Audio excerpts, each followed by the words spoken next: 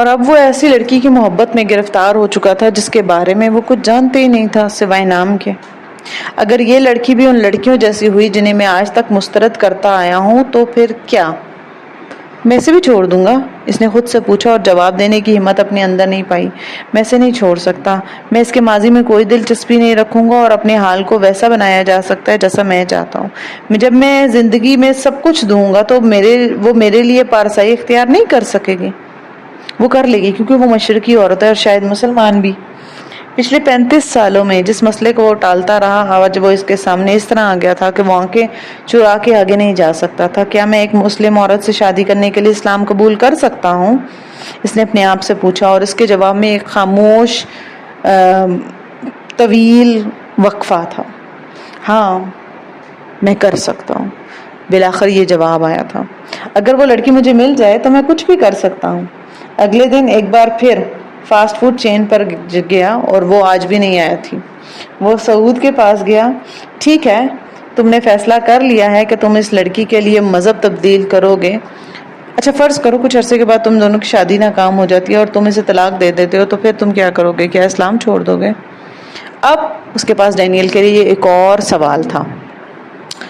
شادی ناکام ہونے سے مذہب کی تبدیلی کا کیا تعلق ہے؟ بہت گہرا تعلق ہے۔ تم مذہب سے متاثر ہو کر اسلام قبول نہیں کرے، صرف ایک عورت سے شادی کی خاطر ایسا کر رہے ہو۔ ظاہر ہے اگر وہ عورت تمہارے پاس نہ رہی تو پھر تمہارے مسلمان رہنے کا بھی سوال پیدا نہیں ہوتا۔ بہت معذرت کے ساتھ کہوں گا لیکن سچ یہی ہے کہ تم جیسا شخص جس کی زندگی میں کبھی مذہب رہا ہی نہیں، اس کے لیے کسی بھی مذہب میں داخل ہونے سے زیادہ آسان کام اس مذہب سے نکلنا ہے۔ وہ سعود کا چہرہ دیکھتا رہا۔ میرے ذہن میں اس بارے میں کوئی الجھن نہیں ہے۔ ٹھیک ہے، میں ایک عورت کے لیے اسلام قبول کر رہا ہوں اور میرا خیال ہے یہ مذہب مجھے ایک بہتر انسان بنائے گا، لیکن ایک عورت کے چھوڑنے پر میں یہ مذہب چھوڑنے کا کوئی خیال نہیں رکھتا۔ شادی ایک معاشرتی معاملہ ہے، مگر مذہب جو ہے اس کا تعلق عقائد سے ہوتا ہے۔ پھر تو تم یہ بات تسلیم کر لو کہ بعض معاشرتی معاملات ہمارے عقائد پر اثر انداز ہوتے ہیں۔ کم از کم میں اپنے معاشرتی معاملات کو عقائد پر اثر انداز نہیں ہونے دوں گا۔ میں اس معاملے میں تم سے بحث نہیں کروں گا۔ ٹھیک ہے، ایک فیصلہ اگر تم نے کیا ہے تو میں بھی یہی چاہوں گا کہ خدا تمہیں استقامت اور ثابت قدمی عطا فرمائے۔ سعود نے بحث ختم کر دی۔ اگلی شام وہ سعود کے ساتھ وہاں گیا اور ہال میں داخل ہوتے ہی اس کے چہرے پر ایک چمک نمودار ہوئی۔ اس نے بے اختیار سعود کا بازو پکڑ لیا۔ وہ واپس آ گئے۔ سعود نے کچھ حیرت کے ساتھ اس کے چہرے کی تاثرات کو دیکھا۔ چند لمحوں میں اس کے چہرے کی اداسی اور پریشانی جو اتنے عرصے سے تھی وہ غائب ہو چکی تھی۔ سعود نے کاؤنٹر کی طرف دیکھا، وہاں بہت ساری لڑکیاں تھیں۔ ڈینیل اسے اپنے ساتھ ایک لڑکی کی طرف لے گیا۔ اس نے سر اٹھا کر ڈینیل کو اپنے طرف آتے دیکھا تو مسکرائی۔ ڈینیل نے آرڈر نوٹ کرنے کے بعد بےتابی سے اس سے پوچھا کہ آپ ایک ہفتہ کہاں تھی؟ اس لڑکی کے چہرے پر مسکراہٹ غائب ہو چکی تھی۔ کچھ نہ سمجھنے والے انداز میں وہ ڈینیل اور سعود کا چہرہ دیکھ رہی تھی۔ سعود نے بروقت مداخلت کی اور آرڈر نوٹ کروانا شروع کیا اور وہ وہاں سے چلی گئی۔ ڈینیل، خود پر قابو رکھو۔ تمہاری اس کے ساتھ اتنی جان پہچان نہیں کہ تم اس کے ساتھ یہاں نہ ہونے کے بارے میں بات کرو، سعود نے اسے کچھ سرنجش کرتے ہوئے کہا۔ 10 منٹ کے بعد وہ دوبارہ ٹرے کے ساتھ نمودار ہوئی۔ اس بار اس لڑکی نے ڈینیل کی طرف دیکھنے کی کوشش نہ کی اور نہ ہی مسکرائی۔ خاموشی کے ساتھ اس نے آرڈر سرو کیا اور پیچھے ہٹ گیا اور وہ دونوں اپنی ٹرے اٹھا کر ایک قریبی ٹیبل پر پہنچ گئے۔ تو یہ امید عالم ہے۔ ہاں ٹھیک ہے، میں اس کے بارے میں اتا پتہ کرنے کی کوشش کروں گا، مگر کیا یہ بہتر نہیں کہ تم اسے شادی کا پروپوزل دو؟ کم از کم اس کا رد عمل تو معلوم ہو۔ شادی کا پروپوزل؟ ٹھیک ہے، میں آج ہی سے پرپوز کر دوں گا۔ وہ اب بھی اسے ہی دیکھ رہا تھا۔ سعود کو ڈینیل کی بے اختیاری پر حیرت ہو رہی تھی۔ وہ بہت سنجیدہ، بہت ریزرو قسم کا آدمی تھا۔ کسی لڑکی کے بارے میں اس طرح والہانہ انداز سعود کے لیے نہیں آتا۔ اس وقت سعود کو یوں لگ رہا تھا جیسے ڈینیل پوری طرح سحر زدہ ہے۔ اس نے ایک لمحے کے لیے بھی بات کرتے ہوئے اس لڑکی پر سے نظریں نہیں ہٹائیں، یوں جیسے اسے خوف ہو کہ وہ دوبارہ گم ہو جائے گی۔ سعود آدھا گھنٹہ بیٹھا اور پھر اٹھ کر چلا گیا، جبکہ ڈینیل وہیں پر بیٹھا رہا۔ رات کو اس وقت سے پہلے جب وہ جایا کرتی تھی وہ اٹھ کر اس کی طرف گیا۔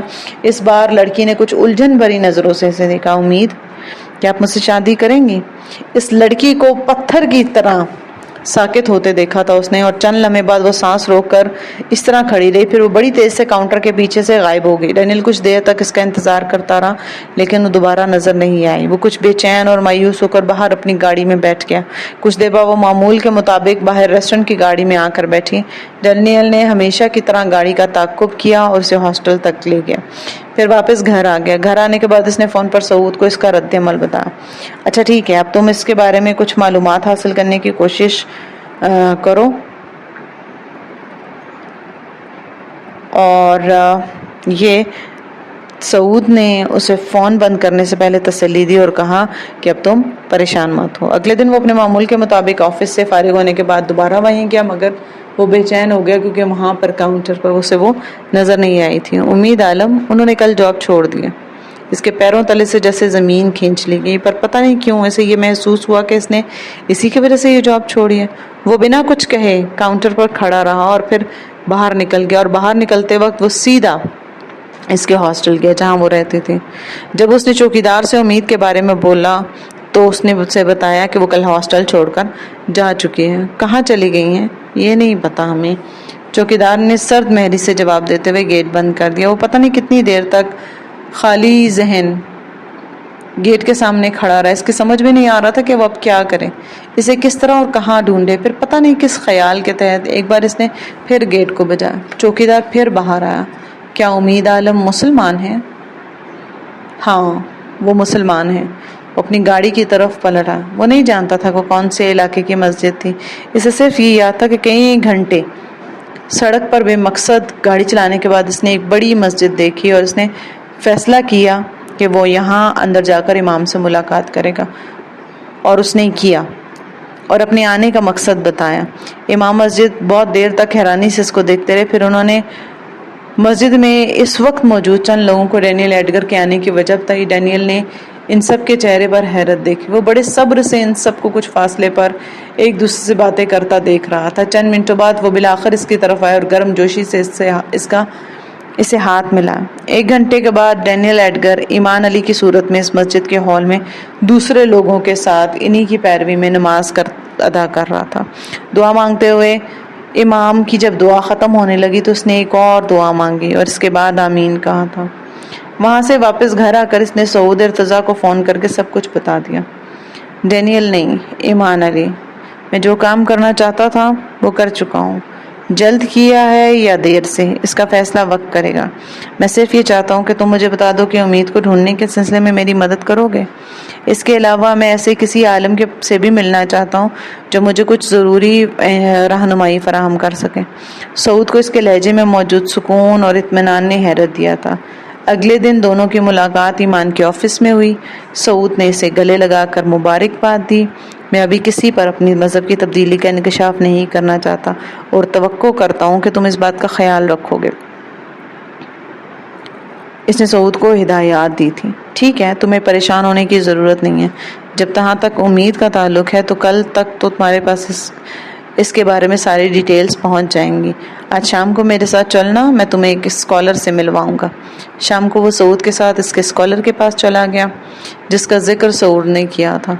एक निस्बतन गैर मारूफ इलाके में एक छोटे से मगर बहुत उम्दगी से बने हुए घर में एक कदराज कद कामत सांवली रंगत के बारैश आदमी से मिला था, जिसने मुसाफा करने के बाद इसको गले लगाया और इसे अंदर अपने ड्राइंग रूम में ले गया, जहाँ की सबसे नुमाया और ख़ास बात थी वहाँ की सादगी और वहाँ पर मौजूद किताबों की तादाद। इनके अंदर बैठे हुए एक मुलाजिम एक ट्रे में खाने पीने की कुछ चीज़ें ले आया। ईमान अपनी नज़रें अपने सामने बैठे हुए इस शख्स पर जमाए हुए था जिसका नाम था डॉक्टर खुर्शीद असगर, जबकि वो शख्स बड़े पुरसुकून अंदाज में हल्की सी मुस्कुराहट के साथ मुलाजिम को मेज़ पर चीज़ें सजाते देखकर हिदायत देता रहा। इस शख्स के अंदाज में कोई ख़ास ठहराव और तमकनत थी जिसने ईमान को मुतासर किया था। मुलाजिम के जाने के बाद चाय पीते हुए इसी पर पुरसुकून अंदाज में इसने ईमान को मुखातिब किया। मुझे शर्मिंदगी है कि मैं आपके सामने बहुत ज़्यादा चीज़ें नहीं पेश कर सका। इसकी बात पर ईमान कुछ ज़्यादा शर्मिंदा हो गया। आपने पहले ही बहुत तकल्लुफ़ किया, इतने एहतमाम की ज़रूरत नहीं थी। صرف چائے کا ایک کپ ہی کافی ہوتا ہے۔ یہ اہتمام اس شخص کے لیے نہیں ہے جو مجھ سے کچھ سیکھنے آیا، یہ اہتمام اس شخص کے لیے ہے جس سے میں کچھ سیکھنے والا ہوں۔ ایمان چائے پیتے پیتے رک گیا۔ یہ بات اس کی سمجھ میں نہیں آئی تھی۔ کچھ الجھی ہوئی نظروں سے انہوں نے ساتھ بیٹھے سعود کو دیکھا جو بڑی بے نیاز سے چائے پینے میں مصروف تھا۔ سعود صاحب سے پتہ چلا ہے کہ آپ ایک عورت کے لیے ڈینر ایڈگر سے ایمان علی بن گئے ہیں۔ ہمیں اس عورت کو دیکھنے کا اشتیاق ہے جس کے لیے آپ ایمان علی بن گئے۔ سچ پوچھیے تو بہت کم عورتیں ہوتی ہیں جن کے لیے کوئی ایمان علی بننے کی خواہش کرتا ہے۔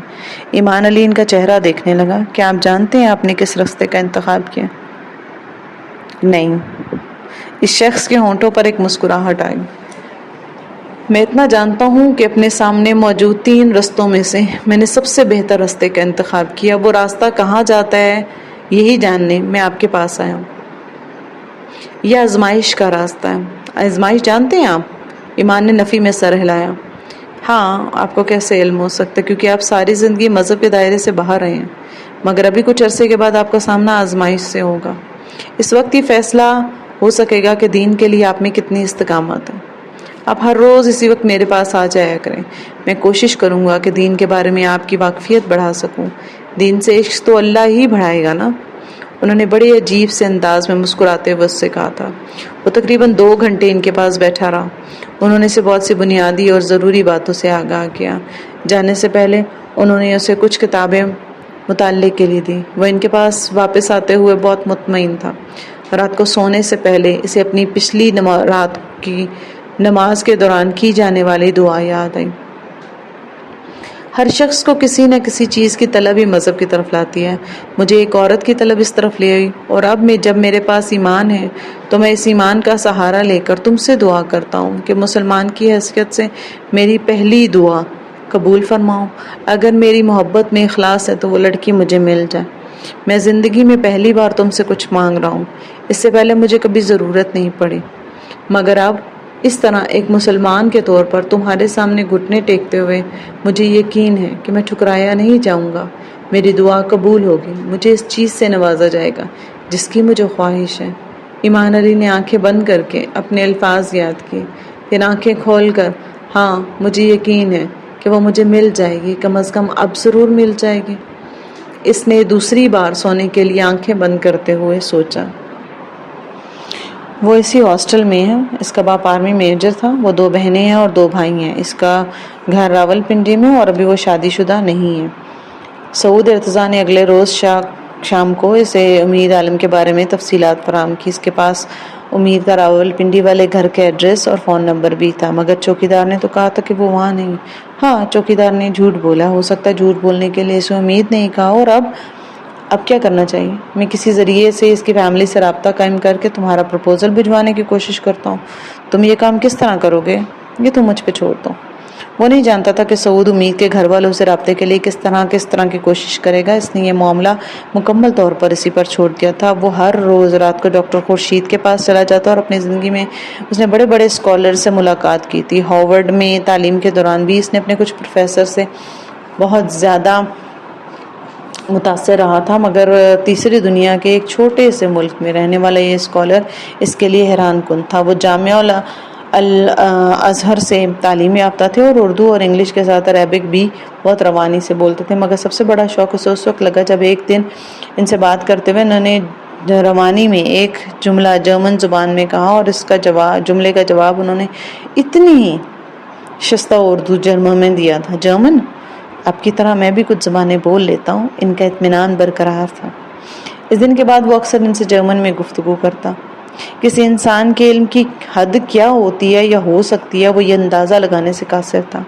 ڈاکٹر خورشید کے پاس ہر چیز کے بارے میں معلومات تھی، اور صرف معلومات ہی نہیں تھی، یقین دلانے کے لیے ریفرنسز اور قائل کرنے کے لیے دلائل بھی موجود تھے۔ انہیں صرف اسلام کے بارے میں سیر حاصل معلومات نہیں تھی، بلکہ دنیا کے ہر چھوٹے مذہب کے بارے میں معلومات تھی۔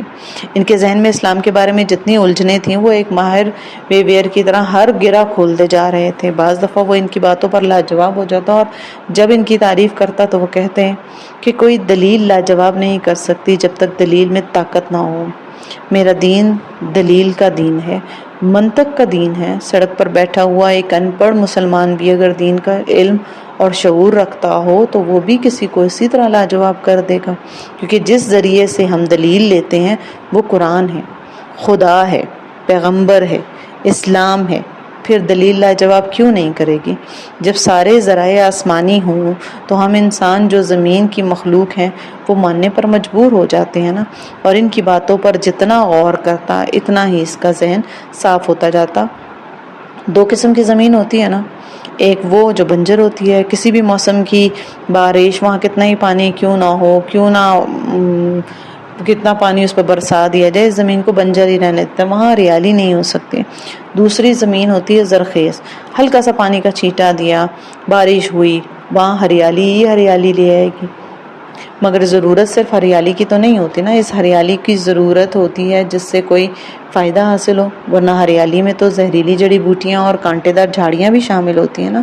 توجہ اور احتیاط نہ کی جائے تو زرخیز زمین، یہ دونوں چیزیں بہت افراد میں آ جاتی ہیں۔ اس لیے ضروری ہے کہ صرف پانی نہ دیا جائے، زمین کی زرخیزی کو اچھے طریقے سے استعمال کیا جائے۔ آپ کو بھی اللہ نے ایسے ہی زرخیز دماغ اور روح دی ہے، اب آپ پر فرض ہے کہ آپ اپنے آپ کو ایسی نقصان دہ جڑی بوٹیوں اور کانٹے دار جھاڑیوں سے بچائیں گے یا اس ہریالی کی حفاظت کریں گے جو آپ کو زندگی کی ایک نئی سمت دے رہی ہے، اور آپ کے لیے کوئی مشکل کام نہیں ہے، آپ کر لیں گے۔ وہ اتنے یقین سے کہتے کہ اسے حیرانی ہوتی۔ اس ایمان، اس اعتماد اور اس یقین پر جو انہیں اس پر تھا نا، وہ ان کے پاس آنے والے واحد نو مسلم غیر ملکی نہیں تھا، انہوں نے اسے دوسرے بہت سے نو مسلموں سے بھی ملوایا تھا جو اس کی طرح اسلام قبول کرنے کے بعد ان کے پاس رہنمائی کے لیے آیا کرتے تھے۔ اسے یہ احساس ہو رہا تھا کہ اب اس کی زندگی آہستہ آہستہ تبدیل ہو رہی ہے۔ مذہب کا نہ ہونا اور مذہب کا ہونا دو مختلف تجربات ہیں، اور مذہب کے ہونے کا تجربہ نہ ہونے کے تجربے سے زیادہ بامعنی، پرلطف اور بامقصد تھا۔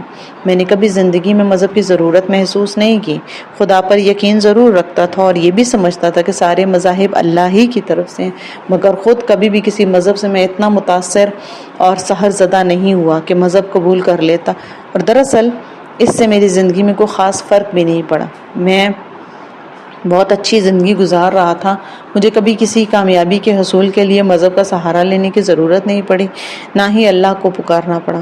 آپ خود سوچیں، اس صورت میں اور ان حالات میں مذہب ایک ضرورت تو نہیں رہتی نا، بس ایک اختیاری چیز بن جاتی ہے جس کے ہونے یا نہ ہونے سے زندگی میں کوئی فرق ہی نہیں پڑتا۔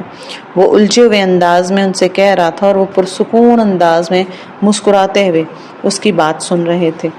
آپ کی خوش قسمتی ہے کہ اللہ تعالیٰ نے آپ کو ہمیشہ ہی صراط مستقیم پر رکھا، مگر کس آزمائش میں نہیں ڈالا، اس لیے آپ یہ سوچ رہے ہیں کہ مذہب کی ضرورت ہی نہیں ہے۔ صرف تمام مذاہب کا احترام کرنے اور اللہ کے وجود کو مان لینے سے کام چل جاتا ہے۔ آپ کو آزمائش میں نہیں ڈالا گیا تو اس کا مطلب یہ تو نہیں کہ آپ کو کی آزمائش بھی کبھی نہیں ہوگی۔ مذہب کی اہمیت کا اصل اندازہ تو اسی وقت ہوتا ہے جب آپ آزمائش میں ہو۔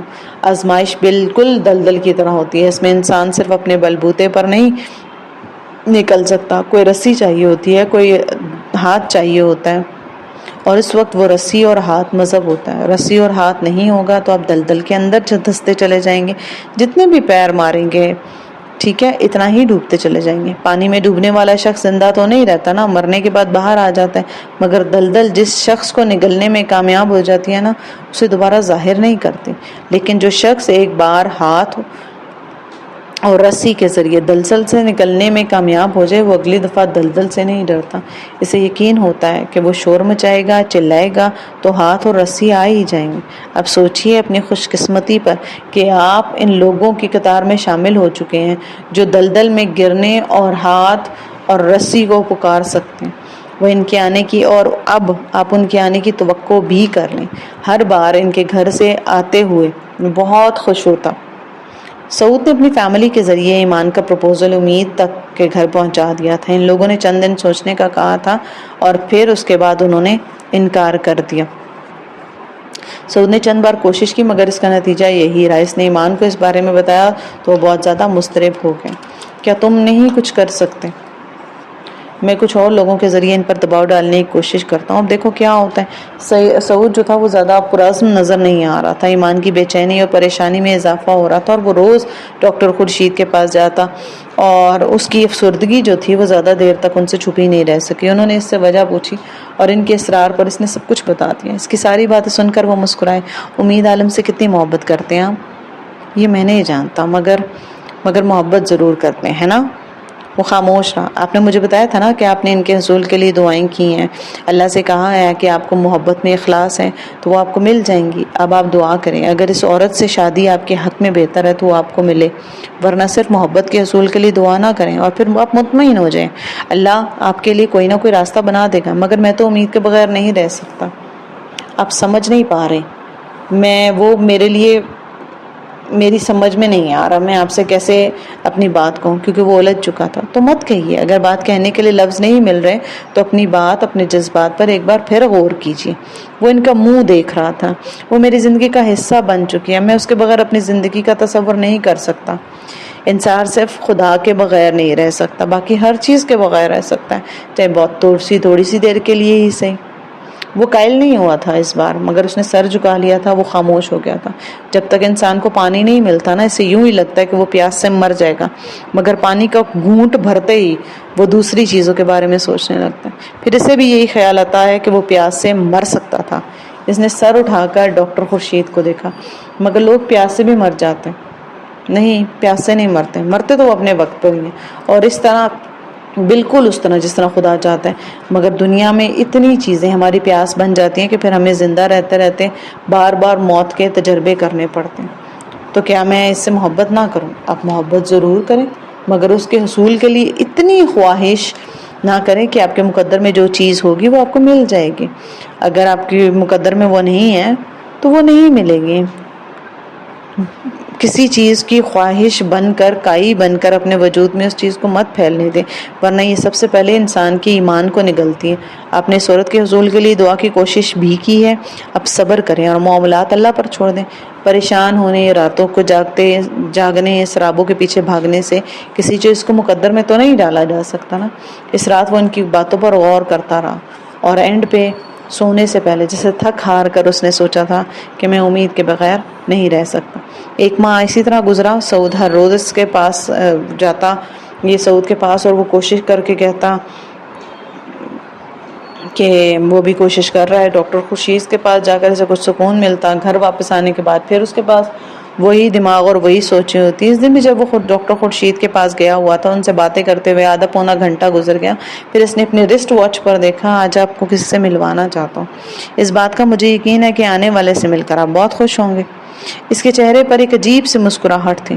اگلے 10 منٹ کے بعد گیٹ پر کال بیل ہوئی اور پھر ملازم جس لڑکی کو لے کر کمرے میں داخل ہوا، اسے دیکھ کر وہ بے اختیار کھڑا ہو گیا. امید نے ایک نظر اس پر ڈالی اور پھر ڈاکٹر خورشید کی طرف متوجہ ہوگی جو اس کا استقبال کر رہے تھے. ایمان کو اپنے دل کی دھڑکن باہر تک سنائی دے رہی تھی اور اب وہ دوسرے صوفے پر بیٹھ چکی تھی. تعارف کی کوئی ضرورت نہیں ہے. ڈاکٹر خورشید کمرے سے جا چکے تھے. وہ دونوں اب کمرے میں اکیلے تھے. بات کا آغاز امید نے کیا تھا. مجھ سے شادی کیوں کرنا چاہتے ہیں؟ کیونکہ مجھے آپ سے محبت ہے. یہ ایک بہت ہی بیہودہ اور فضول جواب ہے. نہ آپ میرے ملک سے تعلق رکھتے ہیں اور نہ ہی آپ میرے مذہب سے تعلق رکھتے ہیں. اس نے بات کرتے ہوئے خود ہی اپنے جملے میں تصحیح کی. صرف ایک لڑکی سے شادی کے لیے مذہب تبدیل کرنا کسی بھی شخص کو بہت ناقابل اعتبار بنا دیتا ہے، اور ایسے شخص سے شادی بہت مشکل کام ہے. میں نے مذہب تبدیل کیا ہے، مذہب اختیار کیا ہے. اس سے پہلے میں کسی بھی مذہب کا پیروکار نہیں تھا. جو بھی ہے، لیکن میں مسلمان ہوں، اور ایک ایسے شخص سے شادی کرنا جیسے اسلام قبول کیے ہوئے 4 دن ہوئے ہیں بہت مشکل ہے. میں زندگی میں رسک نہیں لینا چاہتی، اور پھر ایک ایسے شخص جسے میں جانتی بھی نہیں، جس کا کوئی اتا پتہ بھی نہیں ہے، میں اس کے ساتھ کیسے شادی کر سکتی ہوں؟ وہ بڑے اطمینان سے، بڑے صبر سے اس کی باتیں سنتا رہا. اور شاید انسان ساری بات کو اگنور کر بھی دے، مگر مذہب کو کیسے اگنور کیا جا سکتا ہے؟ میں آپ کے ہی مذہب سے تعلق رکھتا ہوں، مگر آپ پیدائشی طور پر مسلمان نہیں ہیں. آپ کے ماں باپ مسلمان نہیں ہیں. مگر میں مسلمان ہو چکا ہوں نا. کتنے دن کے لیے؟ آپ کو میری نیت پر شک نہیں کرنا چاہیے. شادی ہر انسان اپنی خوشی سے، اپنی مرضی سے کرتا ہے. کسی کو اس حد تک تنگ کر دیا جائے کہ وہ، ویسے بھی میں آپ کے بارے میں کچھ فیصلہ کرنے کے قابل نہیں ہوں. اگر آپ کے پاس مجھ سے بہتر شخص کا آپشن ہو تو آپ اس سے شادی کر لیں، لیکن اگر مجھ سے بہتر نہیں ہے تو پھر مجھ سے شادی کرنے میں کیا حرج ہے؟ میں پچھلے 8 سال سے پاکستان میں ہوں، آپ چاہیں تو آئندہ بھی یہیں رہوں گا، مگر میں یہ نہیں جانتی کہ آپ دل سے اس مذہب کو اختیار کر رہی ہیں یا یہ صرف ایک دکھاوا ہے۔ میرے پاس یہ ثابت کرنے کے لیے کوئی ثبوت نہیں ہے۔ آپ میرے بارے میں کچھ بھی نہیں جانتے، آپ بتا دیں۔ بہت کم عمری میں میری منگنی ہو گئی تھی، مجھے اپنے منگیتر سے بہت محبت تھی، ہماری منگنی 9 سال تک رہی، پھر میرے منگیتر نے مجھ سے شادی سے انکار کر دیا۔ اب کی بار اس کے گلے میں کوئی چیز پھنس گئی تھی۔ ایمان نے بہت غور سے اس کا چہرہ دیکھا۔ کیوں؟ کیونکہ میم یہ بتانا ضروری نہیں ہے، آپ کچھ بھی سمجھ لیں، کچھ بھی سوچ لیں، مگر بہرحال مجھے آپ سے شادی نہیں کرنی۔ ٹھیک ہے، میں یہ سمجھ لیتا ہوں کہ آپ کی شادی مجھ سے ہونی تھی، اس لیے آپ کے منگیتر سے نہیں ہو سکی۔ اس نے امید کے چہرے پر جھنجھلاہٹ دیکھی۔ کمرے میں ایک بار پھر طویل خاموشی تھی، اور اس بار خاموشی کو توڑا تھا ڈاکٹر خورشید نے۔ وہ کمرے میں آ گئے۔ تو پھر کیا طے کیا تم لوگوں نے؟ وہ جیسے بہت نارمل انداز میں کہہ رہے تھے، جیسے وہ دونوں اسی مقصد کے لیے آئے تھے۔ امید نے کچھ نہیں کہا، ایمان بھی خاموش رہا۔ امید، آپ نے ایمان علی سے بات کر لی؟ ہاں، میری کچھ شرائط ہیں۔ کیا ایمان علی کو شرائط قبول ہیں؟ میں نے ابھی اپنی شرائط سے انہیں آگاہ نہیں کیا، مگر میں بغیر جانے ہی ان کی ساری شرائط ماننے کو تیار ہوں۔ آپ پہلے شرائط سن لیں، اس کے بعد کوئی فیصلہ کریں۔ امید کا لہجہ ترش تھا۔ یہ اسلام قبول کر چکے تو 1 سال تک یہ اسلام کے بارے میں سب کچھ جانیں، اسلامی تعلیمات پر عمل کریں۔ 1 سال تک اگر یہ مسلمان رہے اور ایک اچھے مسلمان کے طور پر سارے فرائض پورے کرتے ہیں تو مجھے ان سے شادی پر کوئی اعتراض نہیں ہوگا۔ دوسری شرط کہ 1 سال کے دوران یہ نہ تو مجھ سے کوئی رابطہ رکھیں گے اور نہ ہی کسی قسم کا میل جول۔ وہ سر اٹھا کر ایمان کو دیکھ رہی تھی۔ تو ایمان، آپ ان شرائط کے بارے میں کیا کہتے ہیں؟ ڈاکٹر خورشید نے ان سے پوچھا۔ میں پہلے ہی کہہ چکا ہوں، مجھے کوئی اعتراض نہیں، ساری شرائط منظور ہے۔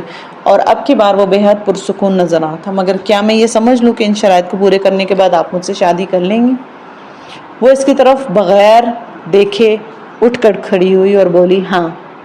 ڈاکٹر خورشید نے اسے باہر تک چھوڑنے جانا تھا۔ ایمان کو یقین نہیں آ رہا تھا کہ وہی اس کے پاس آئی تھی۔ اسے اندازہ نہیں ہو سکتا تھا کہ وہ کس حد تک خوش تھا، مگر وہ ضرور جانتا تھا کہ اس کا ملال اور افسردگی ختم ہو چکی ہے۔ اور یہ تو صرف 1 سال کی بات ہے، میں تمہارے لیے ساری زندگی انتظار کر سکتا ہوں۔ اس کے جانے کے بعد اس نے مسکراتے ہوئے زیر لب کہا تھا۔ ڈاکٹر خورشید کمرے میں آ گئے۔ ان کے چہرے پر بہت ہی معنی خیز مسکراہٹ تھی۔ تو ایمان علی، کیا آپ 1 سال کا انتظار کر پائیں گے؟ ہاں، کر لوں گا۔ اس کی آواز بہت بے مستحکم تھی۔ وہ چاہتی ہے کہ آپ میں دین کے لیے استقامت اور ثابت قدمی پیدا ہو۔ انہوں نے بیٹھتے ہوئے وضاحت کی۔